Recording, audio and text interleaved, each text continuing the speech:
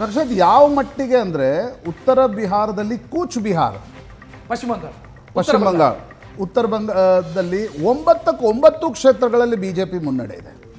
ನದಿಯ ಕಳೆದ ಬಾರಿ TMCಯ ಭದ್ರಕೋಟೆ, ಅಲ್ಲಿನ 3 ಕ್ಷೇತ್ರಗಳಲ್ಲಿ ಬಿಜೆಪಿ ಮುನ್ನಡೆಯಲ್ಲಿದೆ. ಕೋಲ್ಕತ್ತಾ ರೀಜನ್ನಲ್ಲಿ ಮಾತ್ರ ತೃಣಮೂಲ್ ಕಾಂಗ್ರೆಸ್ನ ದಬ್ದಬ ಅಂತ ಏನಂತಾರೆ ಪ್ರಾಬಲ್ಯ ಮುಂದುವರೆದಿದೆ. ನಾರ್ತ್ ಬೆಂಗಾಲ್ನ ಬಹುತೇಕ ಕ್ಷೇತ್ರಗಳು, ಹಿಂದೂ ಬಾಹುಳ್ಯ ಕ್ಷೇತ್ರಗಳಲ್ಲಿ ಬಿಜೆಪಿಗೆ ಭರ್ಜರಿ ಮುನ್ನಡೆ ಇದೆ. ಮಾಲ್ದಾ ಯಾಕೆ ಮುಖ್ಯ ಆಗುತ್ತಂದರೆ ಮಾಲ್ದಾ, ಮುರ್ಷಿದಾಬಾದ್, 24 ಪರಗನಾ ಮತ್ತು ದಿಂಜಾಪುರ್, ಈ 4 ಜಿಲ್ಲೆಗಳಲ್ಲಿ 112 ಮುಸ್ಲಿಂ ಬಾಹುಳ್ಯ ಕ್ಷೇತ್ರಗಳಿವೆ. ಅಲ್ಲಿ ತೃಣಮೂಲ್ ಎಷ್ಟು ಗೆಲ್ಲುತ್ತೆ, ಬಿಜೆಪಿ ಎಷ್ಟು ಗೆಲ್ಲುತ್ತೆ, that will decide the future of Bengal.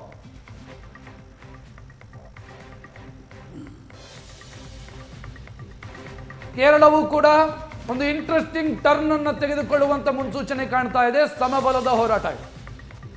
ಮಧ್ಯಾಹ್ನ 12:30 1 ಗಂಟೆವರೆಗೆ ಯಾವುದೇ ನಿಷ್ಕರ್ಷೆಗೆ ನಾವು ಬರಲ್ಲ, ನೀವು ಬರಬೇಡಿ. ಬರೀ ನಂಬರ್ಸ್ಗಳ ಹೆಂಗೆ ಹಾವು ಏಣಿ ಆಡ್ತವೆ ಅಂತಕ್ಕಂಥದ್ದನ್ನು ನೋಡುವ ಸಮಯ ಇದು. ನಂದಿಗ್ರಾಮದಲ್ಲಿ ಶುಭೇಂದ್ರು ಅಧಿಕಾರಿ ಮುಂದೆ. ಕಳೆದ ಬಾರಿ ಮಮತಾ ಬ್ಯಾನರ್ಜಿ ವಿರುದ್ಧ ನಂದಿಗ್ರಾಮದಲ್ಲಿ ಗೆದ್ದಿದ್ರು. ಶುಭೇಂದು ಅಧಿಕಾರಿ. ಭವಾನಿಪುರದಲ್ಲಿ ಮಮತಾ ಬ್ಯಾನರ್ಜಿ ಮುನ್ನಡೆ. ಇದೀಗ ಬರ್ತಾ ಇರ್ತಕ್ಕಂಥ ಮಾಹಿತಿ, ಪೋಸ್ಟಲ್ ಬ್ಯಾಲೆಟ್ನಲ್ಲಿ ಭವಾನಿಪುರದಲ್ಲಿ ಮಮತಾ ಬ್ಯಾನರ್ಜಿ ಮುನ್ನಡೆ. ಅಲ್ಲೂ ಕೂಡ ಬಿಜೆಪಿಯಿಂದ ಸುವೇಂದು ಅಧಿಕಾರಿ ಸ್ಪರ್ಧೆ ಮಾಡಿದ್ದಾರೆ. ಕೇರಳ ಗಮನಿಸ್ತಾ ಇದ್ದೀರಿ ಪ್ರಶಾಂತ್ ನಾಥ್, 38-41 NDA 3. ಬಹಳ ವಿಶೇಷವಾದಂತ ಟರ್ನ್ ಅನ್ನ ಕೇರಳ ಪಡ್ಕೊಳ್ತಾ ಇದೆ. ಈ ಹಂತದ ವಿಶ್ಲೇಷಣೆಯನ್ನಷ್ಟೇ ನಾವು ಮಾಡ್ತಾ ಇದ್ದೀವಿ, ಈ ಹಂತದ ನಂಬರ್ಸ್ ಅನ್ನಷ್ಟೇ ನೋಡ್ತಾ ಇದ್ದೀವಿ. ಇದೊಂದು ರೀತಿ T20 ಮ್ಯಾಚ್ ಇದ್ದಂಗೆ, ಯಾವ ಕ್ಷಣದಲ್ಲಾದ್ರೂ ಟ್ರೆಂಡ್ ಕ್ಷಣದಲ್ಲೂ ಬದಲಾಗಬಹುದು.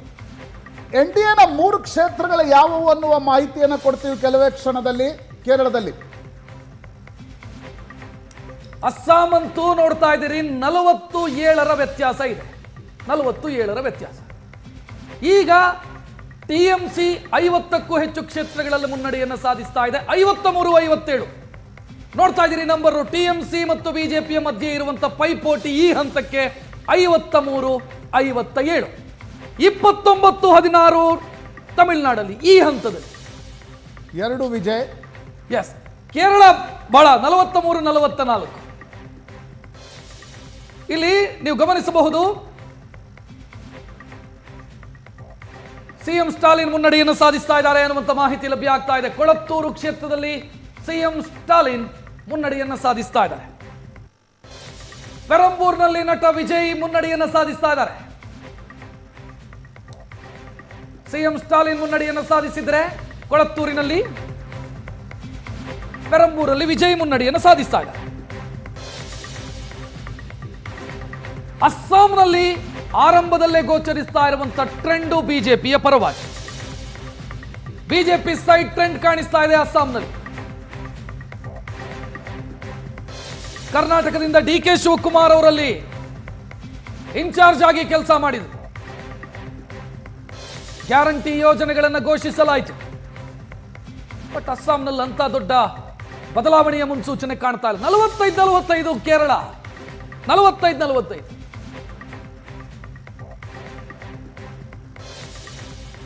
ಕೇರಳದಲ್ಲಿ ಏನಾಗತ್ತೆ ಅನ್ನೋದು ಸದ್ಯಕ್ಕಿರುವಂತ ಕುತೂಹಲ. ಯಾಕಂತಂದ್ರೆ ಅಲ್ಲಿ ಅತಂತ್ರವೇನಾದ್ರೂ ಆದ್ರೆ,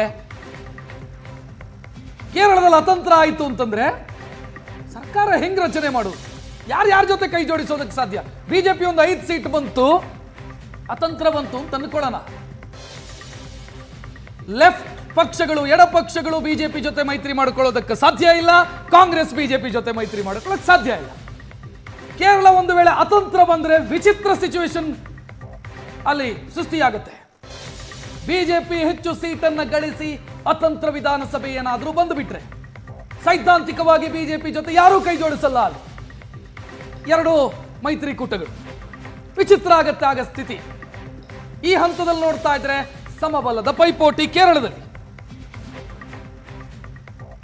TMC 54 ಬಿಜೆಪಿ 67 ಪಶ್ಚಿಮ ಬಂಗಾಳ ಕಾಂಗ್ರೆಸ್ ಮತ್ತು ಎಡಪಕ್ಷಗಳು 0 ಸುತ್ತಿದ್ದಾವೆ ಈ ಹಂತದಲ್ಲಿ 0 ಕಾಂಗ್ರೆಸ್ ಮತ್ತು ಎಡಪಕ್ಷಗಳು ಕಳೆದ ಬಾರಿಯು ಈ ಬಾರಿ 71-58 ವ್ಯತ್ಯಾಸ ಪಶ್ಚಿಮ ಬಂಗಾಳದಲ್ಲಿ 71-58 148 ಮ್ಯಾಜಿಕ್ ನಂಬರ್ 148 ಸೀಟ್ ಪಡೆದಂತ ಪಕ್ಷ ಅಧಿಕಾರಕ್ಕೆ ಇರುತ್ತೆ 58-71 ವ್ಯತ್ಯಾಸ ಕಾಣಿಸ್ತಿದೆ ಪಶ್ಚಿಮ ಬಂಗಾಳ ತಮಿಳುನಾಡಲ್ಲಿ ಉಪಮುಖ್ಯಮಂತ್ರಿ ಉದಯನಿಧಿ ಸ್ಟಾಲಿನ್ ಅಂದ್ರೆ ಸ್ಟಾಲಿನ್ ಅವರ ಪುತ್ರ ಚೆನ್ನೈನ ಚೆಪಾಕ್ನಲ್ಲಿ ಮುನ್ನಡೆಯಲಿದ್ದಾರೆ ಚಿತ್ರನಟ ಉದಯನಿಧಿ ಸ್ಟಾಲಿನ್ ಉಪಮುಖ್ಯಮಂತ್ರಿಯೂ ಹೌದು ಅವರು ಮುನ್ನಡೆಯಲಿದ್ದಾರೆ ಚೆಪಾಕ್ನಲ್ಲಿ ಡಿಎಂಕೆ 32 ಅಣ್ಣಾ ಡಿಎಂಕೆ 17 ಟಿವಿಕೆ 2 ಚೆನ್ನೈನ ಚೆಪಾಕ್ ಡಿಸಿಎಂ ಉದಯನಿಧಿ ಸ್ಟಾಲಿನ್ ಮುನ್ನಡೆಯಲಿದ್ದಾರೆ ಕೊಳತ್ತೂರಿನಲ್ಲಿ ಸ್ಟಾಲಿನ್ ಮುನ್ನಡೆಯಲಿದ್ದಾರೆ ಆಕ್ಸಿಸ್ ಮೈ ಇಂಡಿಯಾ ಸಮೀಕ್ಷೆ ಟಿವಿಕೆ ಬಹುಮತ ಪಡೆಯುತ್ತೆ ಅನ್ನೋ ರೀತಿಯಲ್ಲಿತ್ತು ಆದರೆ ಈ ಹಂತದಲ್ಲಿ ಅದು ಕಾಣ್ತಾ ಇಲ್ಲ ಎಲ್ಡಿಎಫ್ ಮತ್ತು ಯುಡಿಎಫ್ ನ ಮಧ್ಯೆ ನಂಬರ್ ನೋಡ್ತಾ ಇದ್ದೀರಿ 49-49 ಕೇರಳದಲ್ಲಿ ಎಲ್ಡಿಎಫ್ ಮತ್ತು ಯುಡಿಎಫ್ ಪಡಿತಾ ಇರುವಂತ ಮುನ್ನಡೆಯ ಕ್ಷೇತ್ರ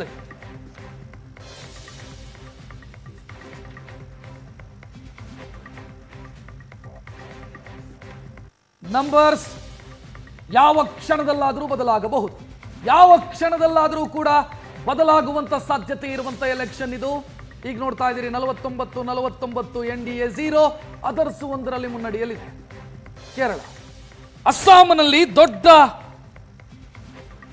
ಬದಲಾವಣೆ ಅಥವಾ ದೊಡ್ಡ ಮಟ್ಟದ ಪೈಪೋಟಿಯೂ ಕಾಣ್ತಾ ಇಲ್ಲ ಈ ಹಂತದಲ್ಲಿ 58ರ ವ್ಯತ್ಯಾಸ ಇದೆ